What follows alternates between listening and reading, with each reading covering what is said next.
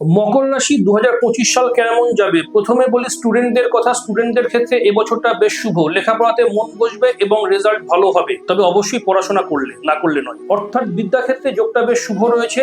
যোগাযোগ ভীষণ পরিমাণে বাড়বে মকর রাশির ক্ষেত্রে। তার কারণ তৃতীয় ঘরে থাকছে রাহু। তৃতীয় রাহু যোগাযোগের মাত্রা বৃদ্ধি করায় যোগাযোগের মাত্রা প্রচুর পরিমাণে বাড়বে। অর্থ রোজগারের ক্ষেত্রে যথেষ্ট সুযোগ পাবেন। ভাগ্যস্থানে কেতু রয়েছে এবং ভাগ্যস্থানে বছরের শুরুতেই যেহেতু কেতু রয়েছে, একদম বছরের শুরুটা একটু ডিস্টার্ব করলেও আলটিমেট আর্থিক দিকটা বেশ ভালো যাবে। কাজকর্ম এবং চাকরি বাকরির জায়গাটা মোটামুটি ভালো রয়েছে, অসুবিধা কিছু নেই।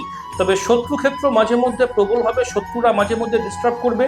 জ্ঞাতি শত্রু একটু বিরোধিতা ডিস্টার্ব করবে। যারা এনি টাইপ অফ কেস মামলা মোকদ্দমায় যুক্ত রয়েছেন তাদের ক্ষেত্রে আইনি পরামর্শের ক্ষেত্রে বিশেষ কিছু সুযোগ সুবিধা পাওয়া যাবে। অসুবিধার বিশেষ কোনো কারণ হবে না।